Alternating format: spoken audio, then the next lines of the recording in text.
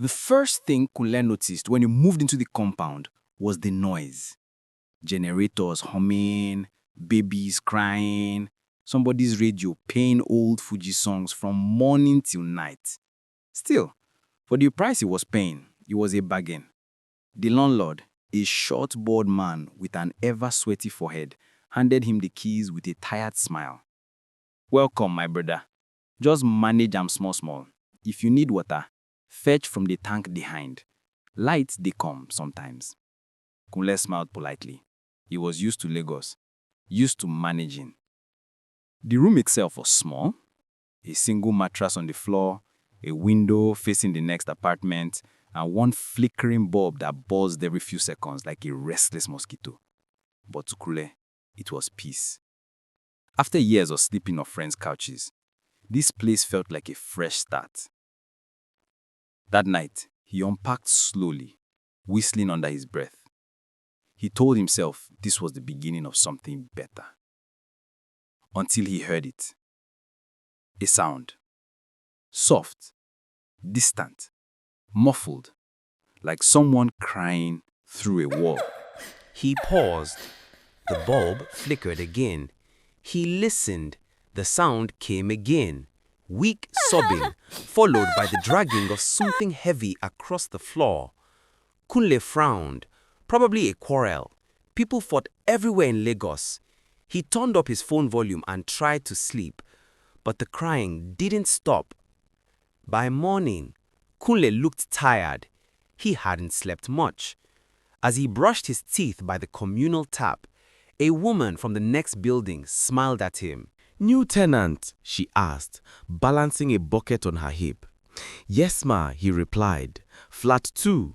"Ah," she nodded. "Welcome, oh. Hope say the place dey okay." "Yes. Small noise last night, but nothing serious." She laughed quietly. "Noise? Maybe the rats. They big like cats for that building." Kunle smiled, unsure. He wanted to believe her. That night, the noise... Kunle smiled, unsure. He wanted to believe her. That night, the noise returned. But this time, it wasn't just crying. He heard a woman's voice, whispering fast, frightened.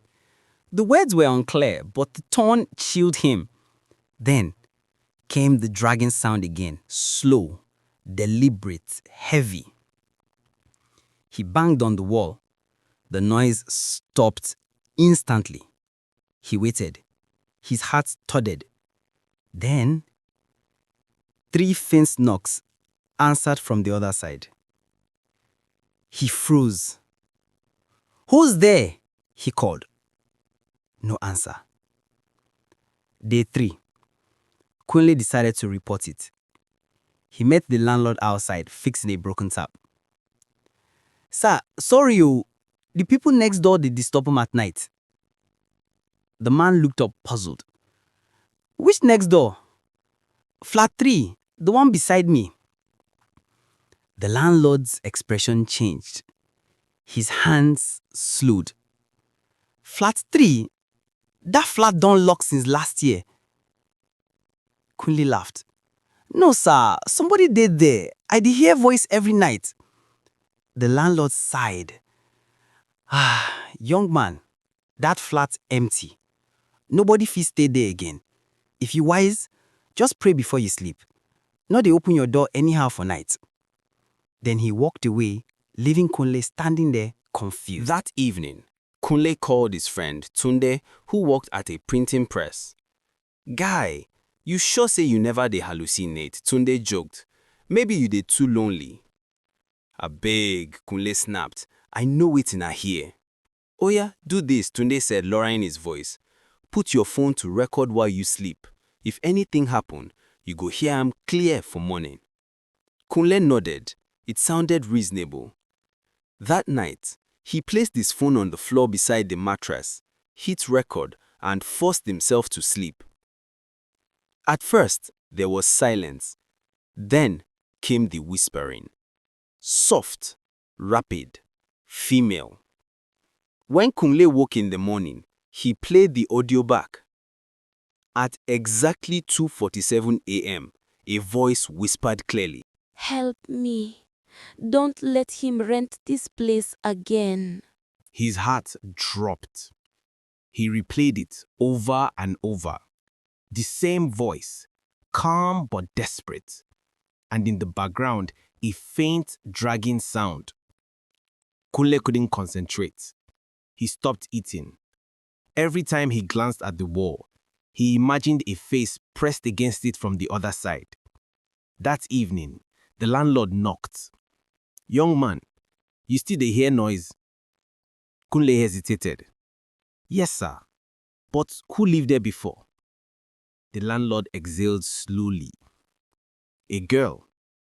Her name was Ifi. She stayed alone. Quiet. Polite. Until one night, people hear shouts.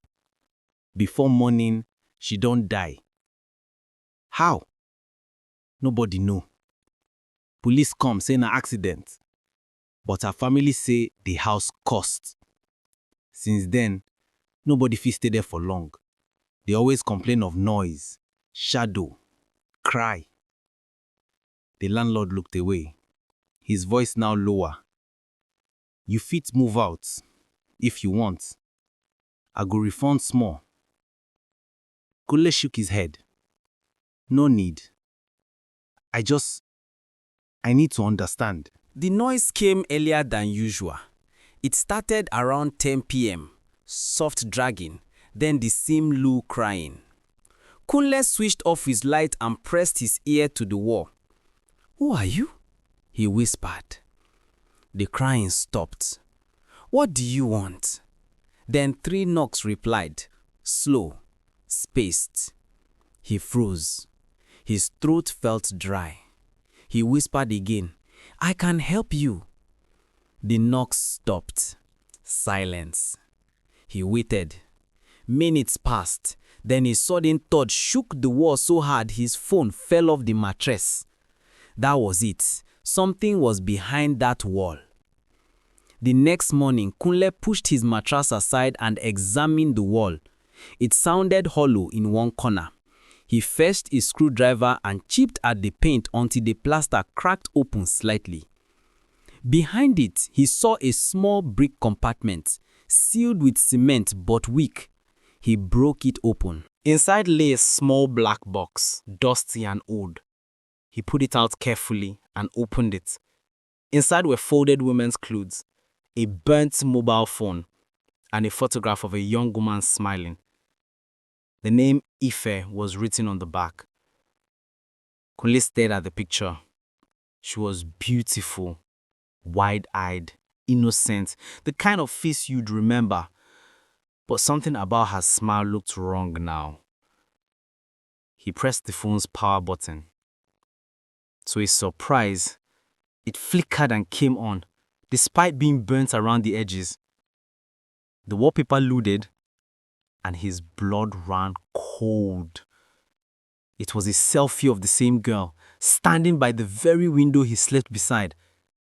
And behind her, faintly visible in the glass reflection, was Kunle's face. He dropped the phone instantly. The last night, Kunle didn't eat, didn't shower, didn't sleep. He sat on his bed, staring at the wall, breathing heavily. At midnight, his phone vibrated. A new message appeared on his screen. From unknown number, message, "Thank you for listening." The lights flickered. The air turned cold. He heard a soft sigh behind the wall. Then silence. When he woke up the next morning, the wall looked freshly painted. The crack he had made was gone. No box, no trace, no sound. Confused, he packed his bag and walked out. The air outside felt heavy, like something was watching him leave. He locked his door and handed the key to the landlord without saying a word. That was the last anyone saw of Kunle. Epilogue. A week later, a new tenant arrived. A cheerful young woman with bright braids and a big smile. "I'll take flat 3, she told the landlord. The man hesitated. "You sure?" "Yes, I heard it's quiet. I love quiet places." He handed her the key. That night, as she arranged her things, her phone buzzed. A message from an unknown number popped up. "Welcome home."